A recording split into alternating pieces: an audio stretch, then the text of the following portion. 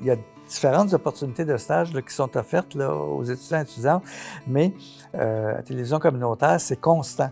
Donc, de cette constance-là a un intérêt parce que ça permet d'en parler d'année en année, d'améliorer aussi le niveau de participation puis le type de tâches dans lesquelles les étudiants sont impliqués et de voir que ça continue encore aujourd'hui, que ce lieu d'apprentissage-là soit encore présent pour les étudiants et je suis fier de ça, de l'opportunité que ça leur offre d'acquérir de l'expérience dans le domaine ou tout simplement aussi de s'impliquer dans le milieu communautaire parce que c'est clair qu'en communication, on parle beaucoup de la communication commerciale, on parle des grands réseaux. Plusieurs étudiants et étudiantes ont cet intérêt-là pour travailler auprès des grands médias. Négligent ou connaissent tout simplement pas le milieu communautaire, même si c'est un intérêt, parce qu'il faut penser que pour des personnes qui étudient au niveau collégial, beaucoup là, qui étudient dans le domaine des communications ont une sensibilité à l'action communautaire et le fait de leur donner l'opportunité de s'impliquer dans le milieu, de faire une différence, d'apprendre ou de constater que ce qu'ils font peut apporter quelque chose. Ça aussi, là, c'est un apport qui est non négligeable et qui va leur rester toute leur vie, là, certainement, là, au-delà des apprentissages qu'ils peuvent faire au niveau technique ou au niveau de l'animation. Il y a un apprentissage qui se fait au niveau humain là, à la télévision communautaire. Fait que ça, c'est une fierté pour moi.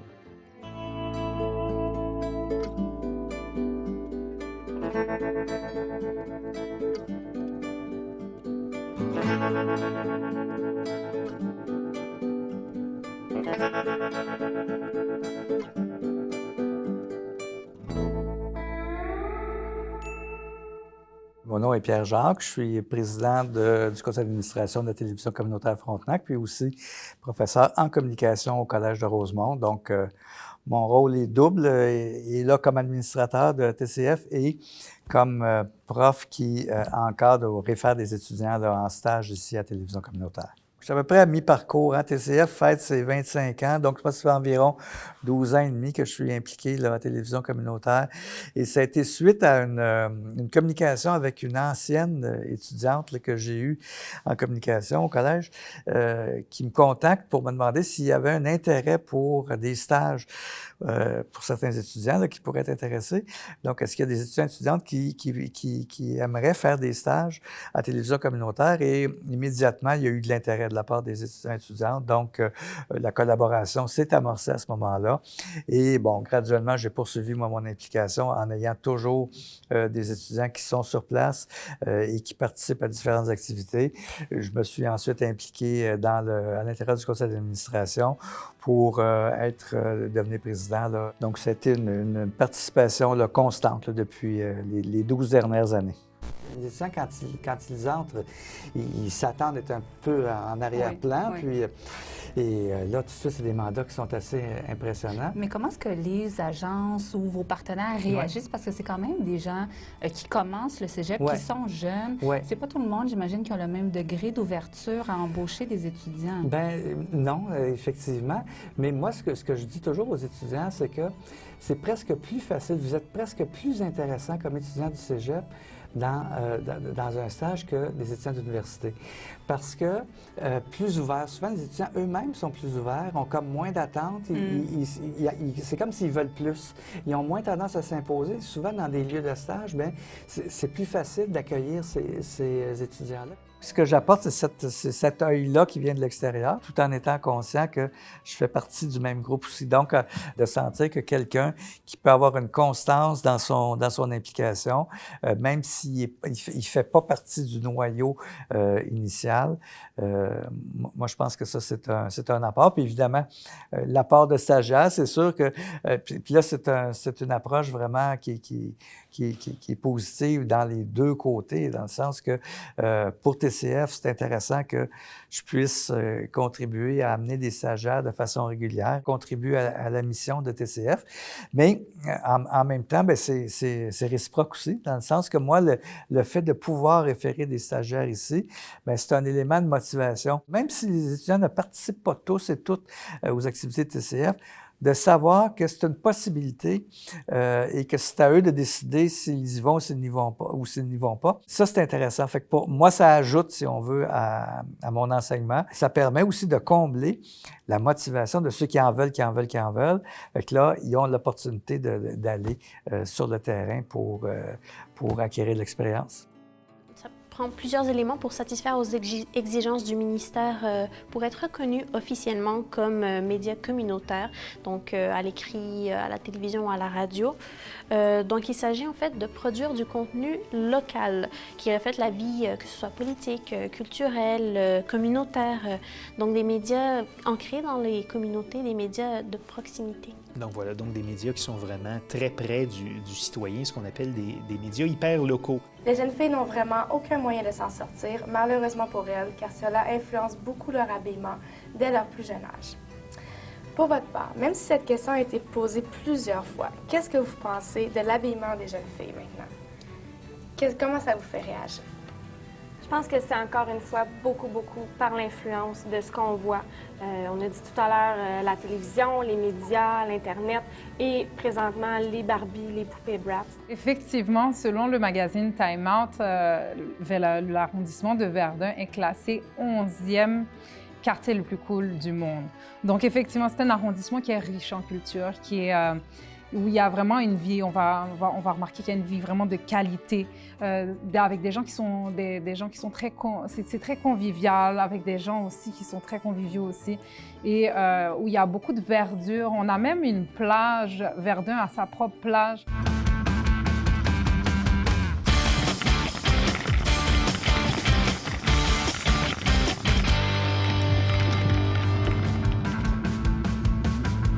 Bonjour, ici Isabelle Larouche, bienvenue à La Voûte. Cette semaine, on découvre les médias communautaires. On commence immédiatement avec Au cœur des tours. Il s'agit d'une émission spéciale créée pour le 15e anniversaire de TCF. Souvenirs, réflexions et beaux moments sont au rendez-vous. La télévision communautaire contribue à la communauté montréalaise parce que si on reste au niveau communautaire, ça donne une voix à des personnes qui n'en ont pas habituellement. Et donc, ça permet à des personnes qui ont des préoccupations, qui ont des intérêts dans divers domaines, de le dire à leur façon, de le diffuser auprès du milieu, dans le milieu auquel ils contribuent. Fait que ça, je pense que c'est une belle opportunité. Puis il y a une pérennité dans le sens que comme c'est filmé, comme c'est archivé, mais ça donne une pérennité à ces activités-là, à ces opinions-là ou à ces œuvres créatives-là et qui pourront être utiles, là, évidemment, là, à long terme. Fait que ça, je pense que c'est une belle contribution au niveau du quartier, ça c'est certain, et possiblement là, que ça peut avoir un effet qui est plus large parce que la mission de la télévision communautaire Frontenac, c'est d'agir sur l'ensemble du territoire. C'est sûr que le TCF est plus présente dans le quartier ici, mais il y a quand même des incursions qui se font dans différents quartiers. Donc ça, je pense que ça va continuer d'être une contribution qui va être intéressante.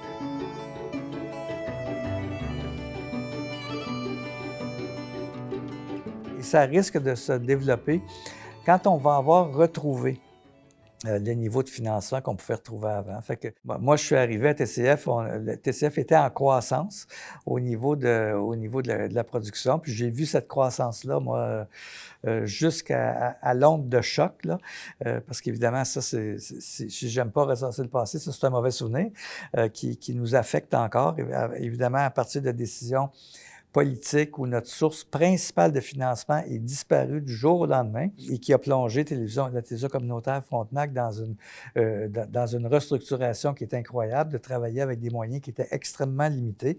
Là, on est en train de se relever de ce cataclysme-là, si on veut, par force d'ingéniosité, de collaboration, mais c'est sûr qu'on n'a pas atteint encore le niveau de performance, on on peut le dire comme ça, qu'on avait avant cette importante coupure-là. Donc, je pense que ça a permis de faire ressortir qu'il y avait beaucoup d'énergie, que les gens étaient ingénieux, que les gens étaient motivés à la télévision communautaire Frontenac. Et quand ces sources de financement-là seront stabilisées et puis revenues à un niveau là, qui est comparable à ce qu'on pouvait retrouver avant, je pense que ça va être encore plus solide qu'auparavant, parce qu'on va avoir développé des moyens plus efficaces de travailler et en ayant passé à travers cette crise-là. Mais c'est clair qu'il y a eu des moments qui étaient difficiles au cours des dernières années. On commence à ressortir de ces difficultés-là. Et là, bien, c'est du positif qui va naître de cette façon dont on s'en est sorti.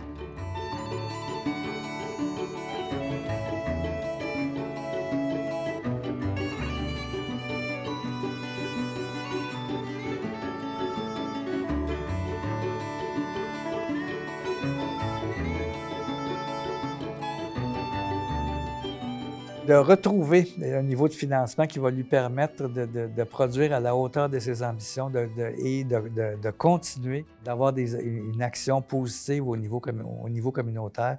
Donc ça, je pense que c'est mon plus grand souhait.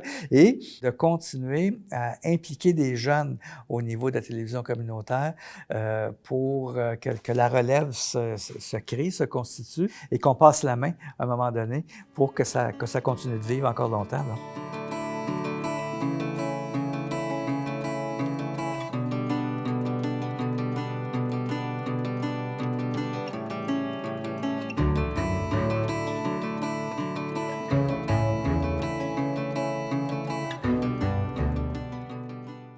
Beau souvenir.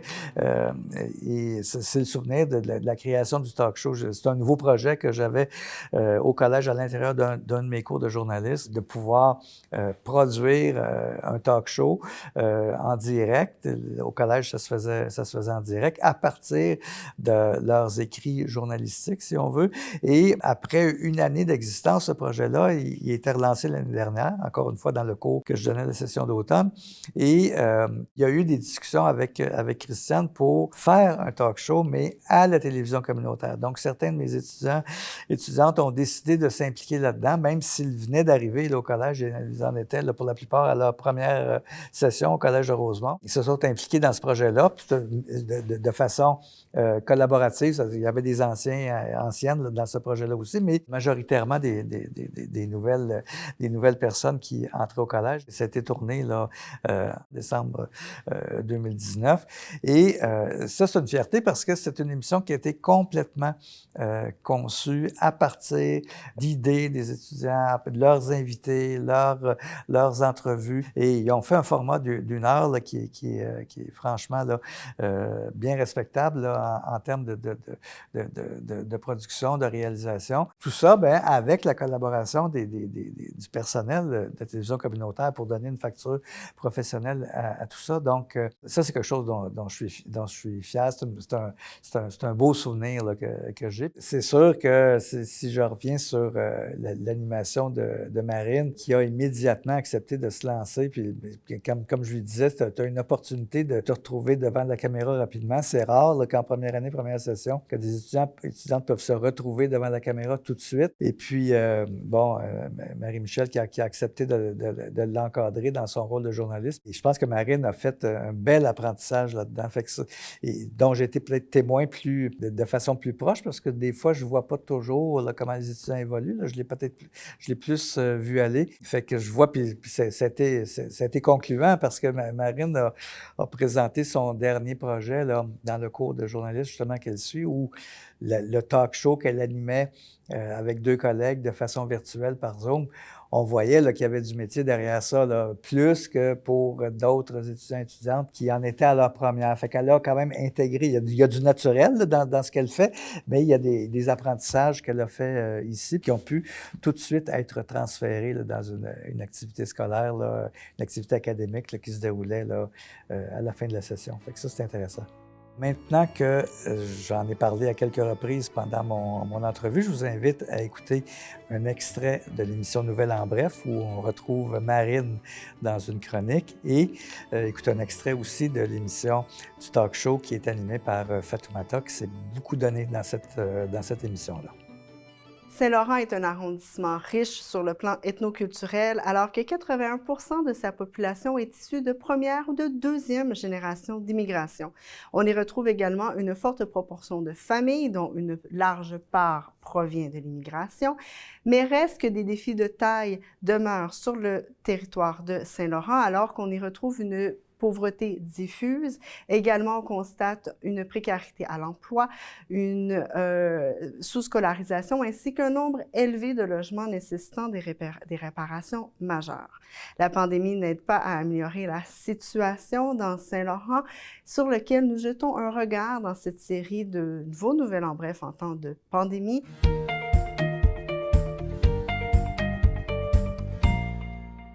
Je vais rejoindre notre collaboratrice Marine Tardieu qui va nous en apprendre un peu davantage sur l'arrondissement de Saint-Laurent.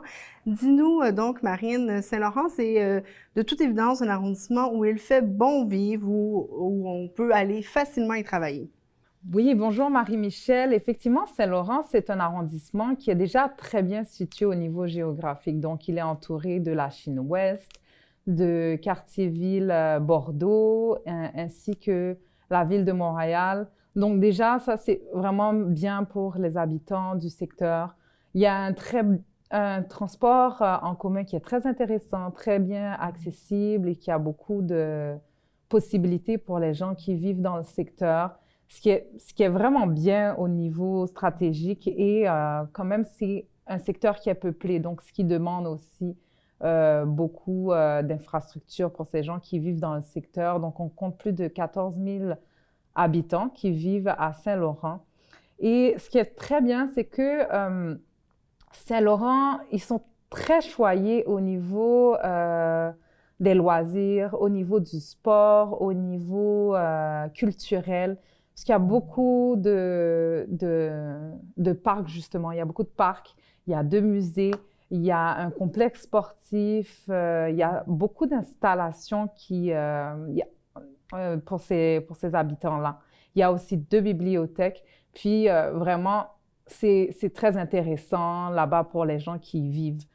Et ce qui est bien aussi, c'est que c'est un secteur familial, c'est un secteur qui est en expansion, c'est un secteur qui accueille beaucoup de nouvelles familles avec de nouvelles constructions résidentielles. Mais malgré tout, ils ont quand même une difficulté financière pour les enfants. Donc, un enfant sur 3 vit dans une précarité dans cet arrondissement-là. Et c'est quand même égal au niveau de certains secteurs et certains quartiers à Saint-Laurent qui sont beaucoup plus pauvres. Alors, on dirait que c'est quand même égal au taux de pauvreté par rapport à Montréal. Donc, c'est quand même assez élevé, mais qu'on va vraiment retrouver dans des quartiers particuliers. Ce qui est intéressant aussi, c'est que c'est le 2e pôle le plus industriel et où il y a le plus de travailleurs dans l'île de Montréal. Après, justement, le centre-ville, on va retrouver 5 000 entreprises, il y a 107 000 travailleurs. Donc, ce qui fait que c'est un secteur qui bouge beaucoup. Un secteur où il y a beaucoup de travailleurs et c'est très intéressant aussi pour les gens qui y vivent parce qu'en même temps, il y a beaucoup d'opportunités d'emploi. Donc, c'est intéressant. Et ce qui est bien aussi, c'est qu'on a 2 gros cégeps. Alors, il y a le cégep Vanier, là, il y a le cégep Saint-Laurent, donc on a beaucoup d'étudiants. C'est quand même 13 000 étudiants qui vivent là-bas. Donc, c'est ça pour le secteur de Saint-Laurent. Si, par exemple, maintenant, on revient dans le cas du COVID, on a eu quand même, depuis le début du COVID, 1823 cas de personnes qui ont été infectées, ce qui est quand même plus faible à certains secteurs de l'île de Montréal, mais qui est quand même assez élevé.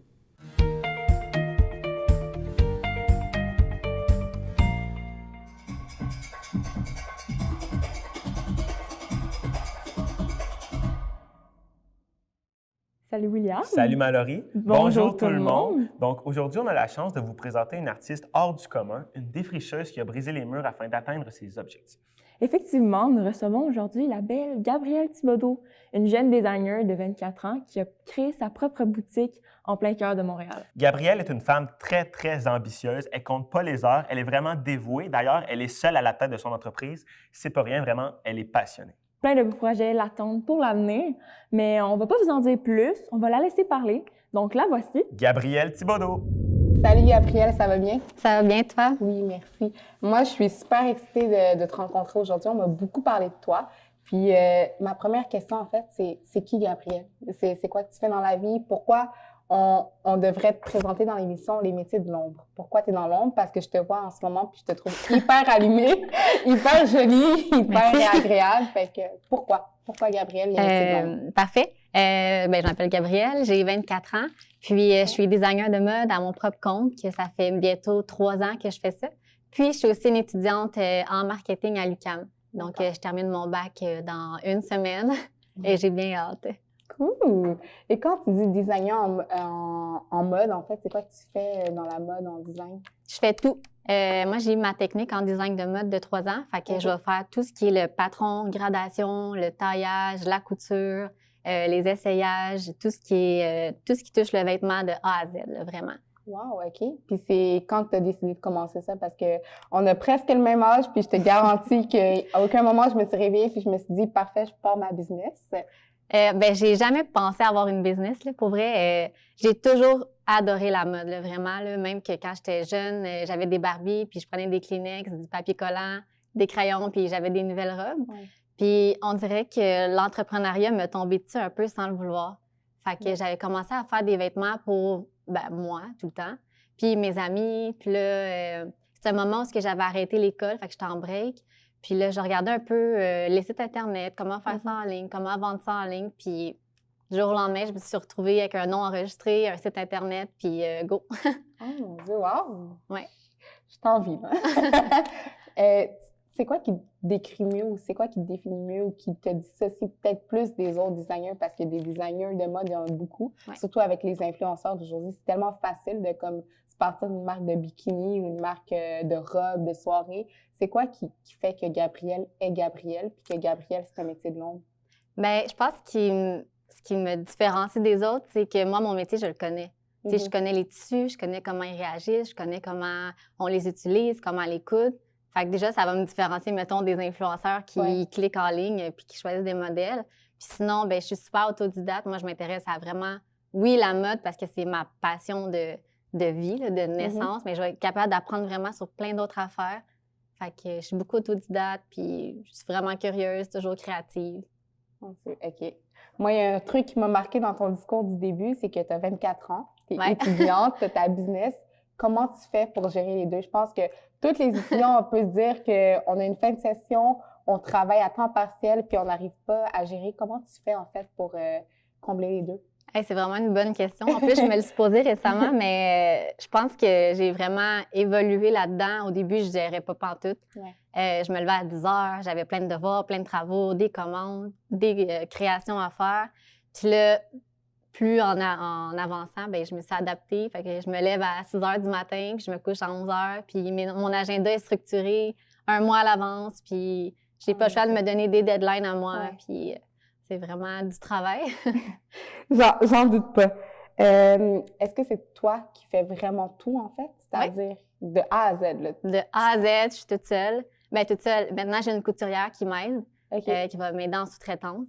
Mais sinon, je suis toute seule. Fait que je veux faire une nouvelle collection, c'est moi qui fais les recherches de tendance. Je monte un petit mood board qu'on appelle. Ensuite de ça, je fais mes dessins, je passe les patrons, je fais mes modèles, je fais mes essais. Puis tout ce qui suit après, fait que tout ce qui est marketing en ligne. Sinon, je vais gérer tout ce qui est mannequin, les séances de photos, les photographes, maquilleuses. Est-ce que tu as l'impression que tu dois être une influenceuse pour forcément vendre ta marque? Maintenant, plus que il y a 3 ans quand j'ai commencé.